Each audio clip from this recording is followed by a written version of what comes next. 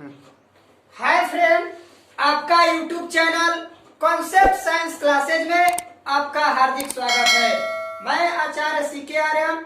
आज हम एक नए विषय के साथ बायोलॉजी के एक टॉपिक आहार नाल लेकर आए हैं। कहल बाबा कहत तो कबीर सुनहो सभी संता। अरे लेकिन बिहार बोर्ड में बिना बायोलॉजियों के नहीं तो काम नहीं बनता। बायोलॉजियो ना पढ़बो तो कैसे हो भाई। लेकिन हम लोग को बायोलॉजियो भी क्या करना है, पढ़ना है।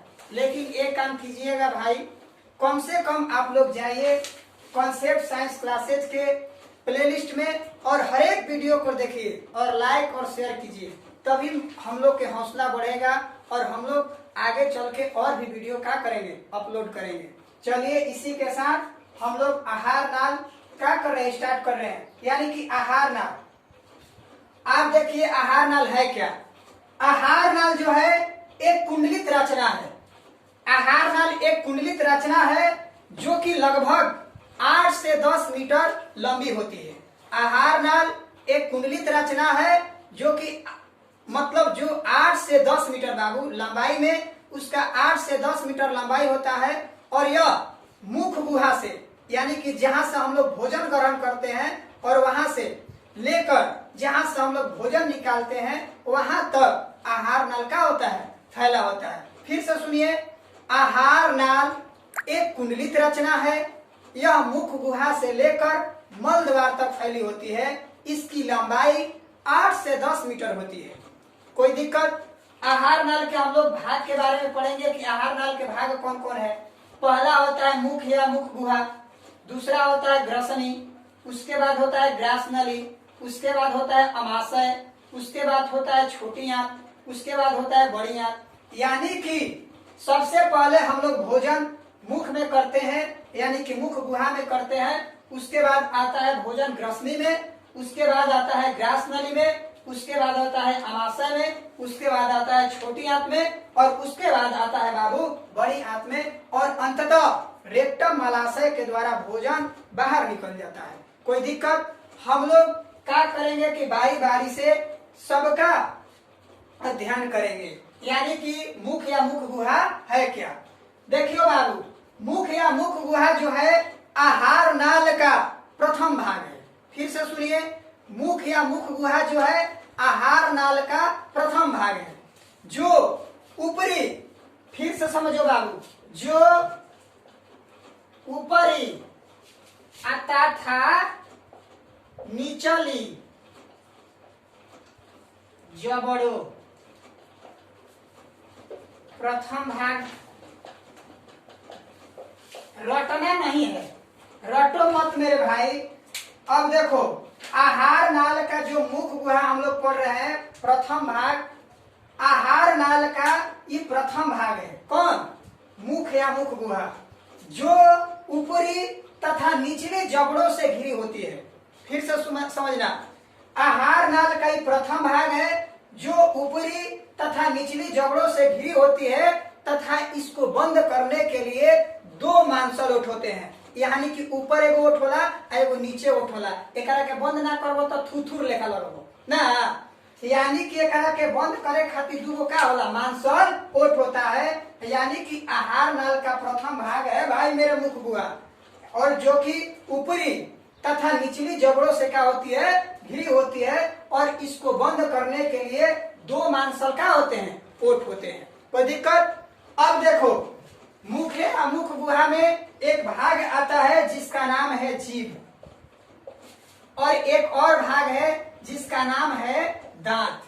यानी कि अब देखो, जीभ तो है तो भाई मुखे में नुगा, मुहे में नुगा का, दांत जो बात तो मुहे में नुगा। यानी कि हम लोग जीभ के बारे में भी पढ़ेंगे और दांत के बारे में भी पढ़ेंगे कि जीभ क्या है और दांत क्या है। यानी कि जीभ जो है बाबू, यानी कि जीभ जो है एक प्रकार की मांसल रचना है। फिर से सुन लो, जीभ जो बा एक प्रकार के कैसा रचना है, मांसल रचना है, जो कि मुख गुहा के फर्श पर स्थित होता है। यानी कि तुम्हारा हई थुथुर है, यानी कि तुम्हारा मुहावा तो जीभा स्थित होता है। यानी कि मुख गुहा के फर्श पर स्थित रहेला।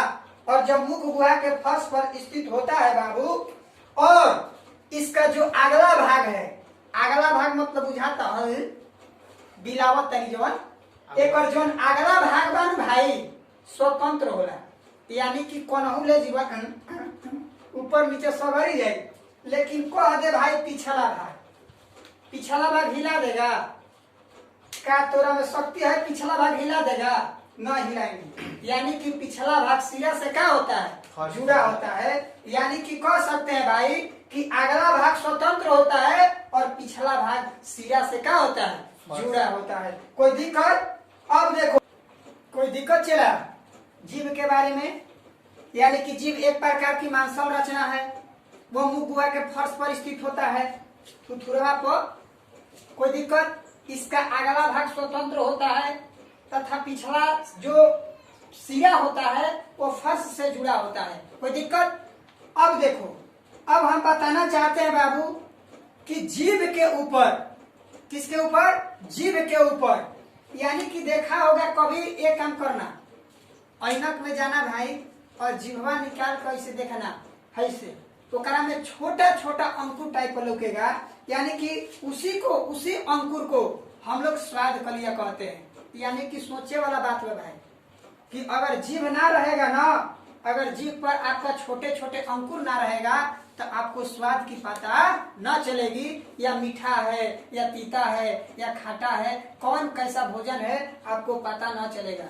यानी कि जीभ के ऊपर जो छोटे छोटे अंकुर होते हैं, उसी अंकुर से हम लोग भोजन की स्वाद का क्या लगाते हैं? पता लगाते हैं। कोई दिक्कत? उसके बाद हम लोग बाबू जीभ के थोड़ा सा कार्य समझ ले कि यानी कि जीभ का काम क्या होता है।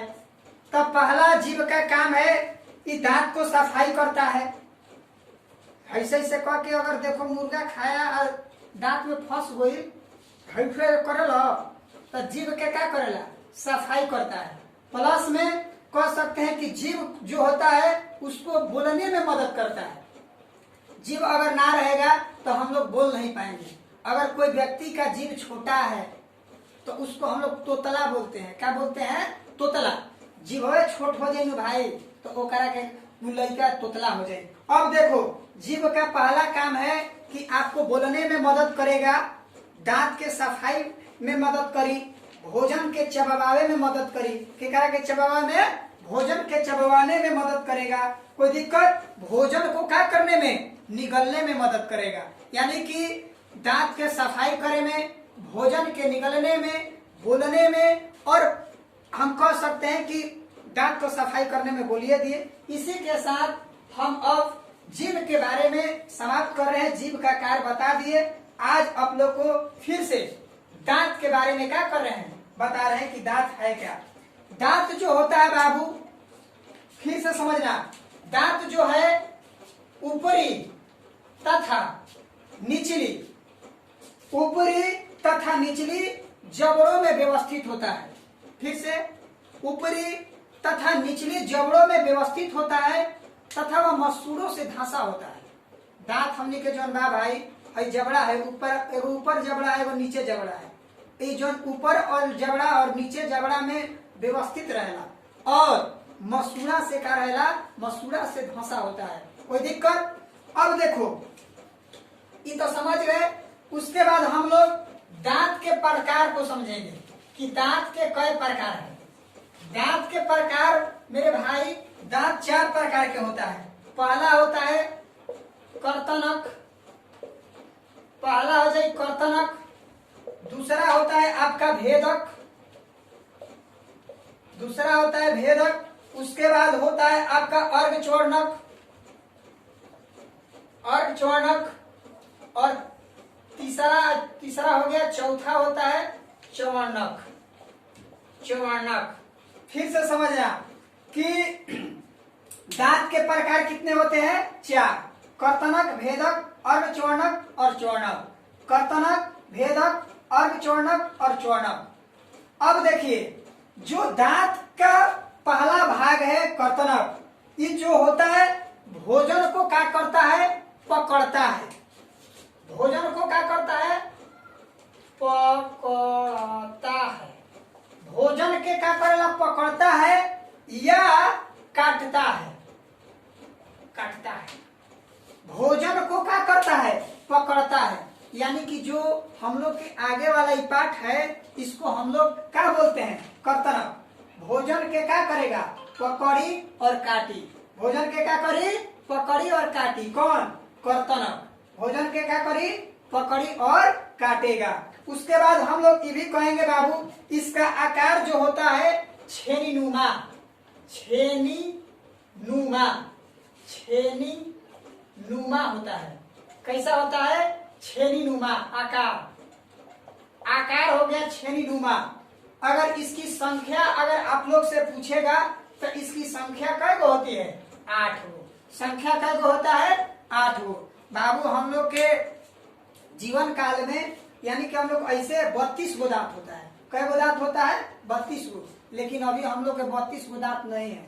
जब कहेला कि अकल के दांत, जब 18 से 23 वर्ष की उम्र में हम लोग जाएंगे, कोई भी जाएगा भाई, तो अकल का दांत जमता है। यानी कि फिर से कर्तनक जो होता है भोजन को पकड़ता है और क्या करता है, काटता है।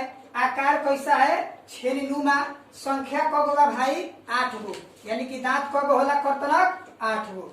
उसके बाद देखो भेदक जो होता है यह भोजन के छेदी, छेदता है, छेदता है। उसके बाद क्या करता है, फाड़ता है, फाड़ता है। छेदता है और क्या करता है, फाड़ता है। छेदता है और क्या करता है, फाड़ता है। अब देखो एक आकार समझ लो।